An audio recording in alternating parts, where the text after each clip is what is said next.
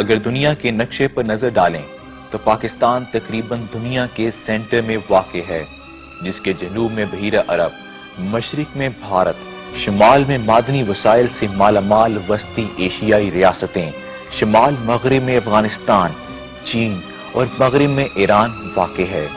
اس لحاظ سے پاکستان کی جیو پولیٹیکل اہمیت اور بھی بڑھ جاتی ہے۔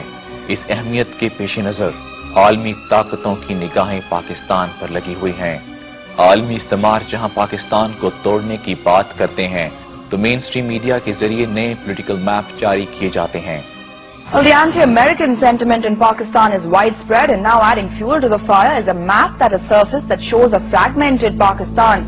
The map, which was published by a former U.S. Army Lieutenant Colonel named Ralph Peters in the American Military Journal in 2006, shows Pakistan sans Balochistan and its federally administered tribal areas. As you can see there, while a major chunk of Pakistan's western northwest has been made part of Afghanistan, Balochistan has been depicted as a free state. Pakistan اپنی تاریخ کے اس نازک دور سے گزر رہا ہے جس کو اندرونی اور بیرونی سطح پر آج کے نئے سامراج، خفیہ اداروں، CIA، موساد اور رو کی رشا دیوانیوں کا سامنا ہے، جن کو پاکستان کا پہلی اسلامی ایٹمی طاقت بننا ہضم نہ ہوا اور نہ ہی معدنی اور قدرتی وسائل سے مالا مال پاکستان۔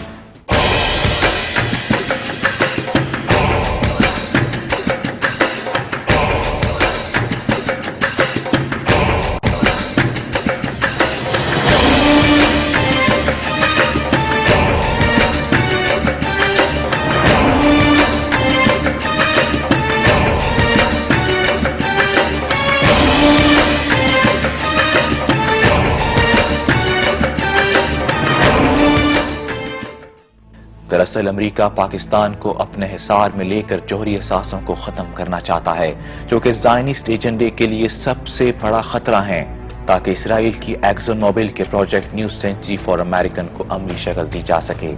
اس پروجیکٹ کے تحت پاکستان کے جوہری اثاثوں کو ناکارہ کرنا، بلوچستان کو علیحدہ ملک بنوا کر گوادر پورٹ کو بلاک کرنا شامل ہے، تاکہ چین اور وسطی ایشیائی ریاستوں کو بحیرہ عرب کے ذریعے تجارت سے روکا جا سکے۔ اس پروجیکٹ کو عملی شکل دینے کے لیے پاکستانی اسٹیبلشمنٹ دانستہ یا غیر دانستہ طور پر ان کا اعلی کار بنی ہوئی ہے۔ پاکستانی اسٹیبلشمنٹ کے اس غیر ذمہ دارانہ رویے کی وجہ سے امریکہ نے نام نہاد سیکیورٹی وجوہات کی آڑ لیتے ہوئے اپنے اسٹریٹجک مفادات کے تحت اسلام آباد میں مزید 1000 میرینز کی تعیناتی کا منصوبہ بناتے ہوئے ترکی کی ایک فرم کے ذریعے امریکی سفارت خانے کے اندر 135 کمرے تعمیر کرائے ہیں، جس کی وجہ سے پاکستانی عوام میں بے چینی بڑھ رہی ہے۔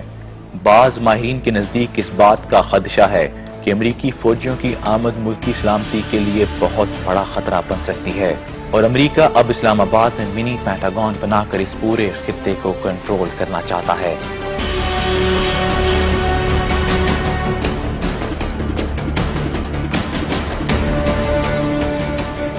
واضح رہے کہ ترکی نیٹو کا ممبر ہے اور اس کوشش میں مصروف ہے کہ اس ملک کو یورپی یونین کی ممبرشپ حاصل ہو جائے۔ So let me be clear. The United States strongly supports Turkey's bid to become a member of the European Union. We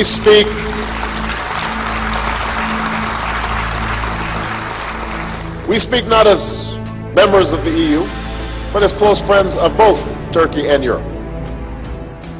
NATO اور یورپی یونین کی مسلم کش پالیسیز کوئی ٹھکی چپی بات نہیں۔ ایک رپورٹ کے مطابق اسلام آباد میں پہلے ہی 750 امریکی میرینز موجود ہیں، جبکہ پاکستان نے امریکہ کو صرف 350 فوجی رکھنے کی اجازت دی تھی۔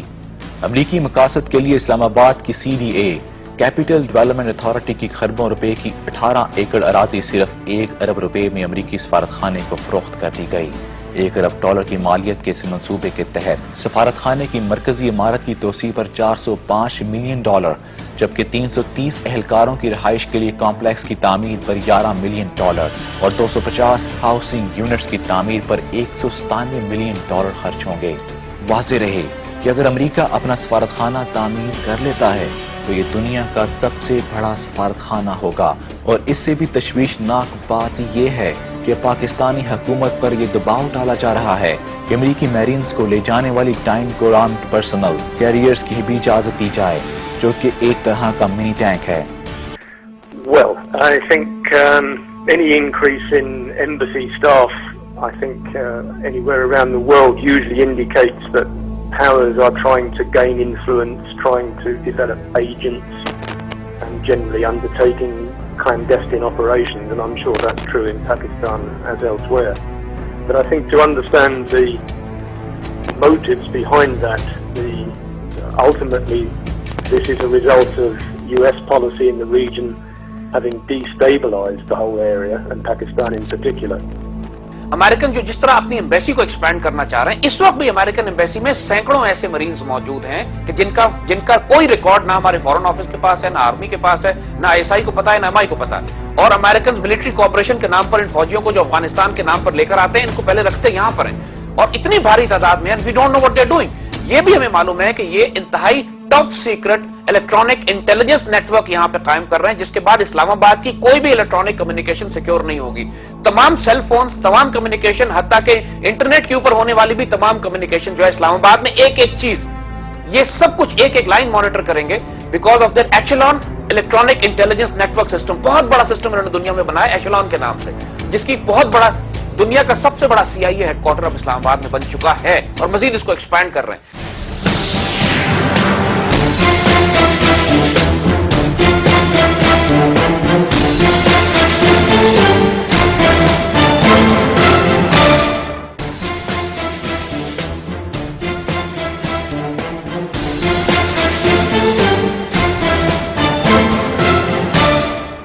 वैसे इस 18 एकड़ पर सफारत खाने की तोसी के बाद इस्लामाबाद में अमरीकी सफारत खाना जो है वो चीन में अमरीकी सफारत खाने से भी बड़ा हो जाएगा, जहाँ इस वक्त अमले की तादाद सिर्फ 1450 के करीब है।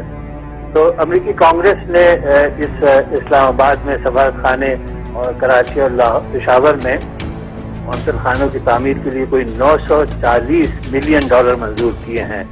तो लोगों को ताज्जुब होता है कि इतनी बड़ी रकम क्यों खर्च की जा रही है। और जैसे कि मैंने पहले कहा कि अमरीकी सफीर एन पैटरसन का कहना है कि सफारत खाने में सिर्फ 20 मरीन की रिहाइश का इंतजाम किया जाएगा और अगले 3 बरस में 500 की तादाद हो जाएगी इनकी। एक राय ये जाहिर की जा रही है कि इस्लामाबाद में ये छावनी नुमा सफारत खाना, इसकी तामीर का ताल्लुक पाकिस्तान की जौहरी तनसीबात के तहफ़्फ़ुज़ के मसले से मुंसलिक है। अमेरिका में ये खतरा जाहिर किया जा रहा है कि पाकिस्तान में तालिबान की क़ुव्वत जिस तेजी से बढ़ रही है, इसकी वजह से पाकिस्तान में जौहरी तनसीबात का मसला संगीन होता जा रहा है। और बाज़ लोग ये खतरा भी महसूस करते हैं कि अमेरिका की तरफ से ये शोर मचा करके जौहरी तनसीबात पर तालिबान हमला करने वाले हैं, अमेरिकी फौजी तनसीबात का कंट्रोल संभाल लें। एक और रिपोर्ट के मुताबिक अमेरिका के बाद भारत भी इस्लामाबाद में मौजूद अपनी एम्बेसी की इमारत को वुसअत दे रहा है। हमारे मुखलिस दोस्त चीन ने भी इस रिपोर्ट पर तशवीश का इजहार किया है, जिस पर वजारत खारिजा को वजाहत भी देना पड़ी। पिछले दिनों कुछ रिपोर्ट्स भी मंजर-ए-आम पर थीं, जिनके मुताबिक भारत ने अपने सरमाए और वसाइल से कम और बेश 500 दहशतगर्दों की एक फोर्स तैयार की है। इन दहशतगर्दों को अफगानिस्तान में जबरदस्त नौइयत की खसूसी ट्रेनिंग से आरास्ता किया गया है। इस फोर्स की तैयारी का काम रा और हामिद करजई के ताउन से किया गया, जिसके लिए भारत ने $2.5 करोड़ फराहम किए। 500 अफराद की इस तरबियत याफ्ता फोर्स में पाकिस्तानी, अफगान और कुछ भारतीय भी शामिल हैं। इस फोर्स की तश्कील में जो मकासद पूरे किए जाएंगे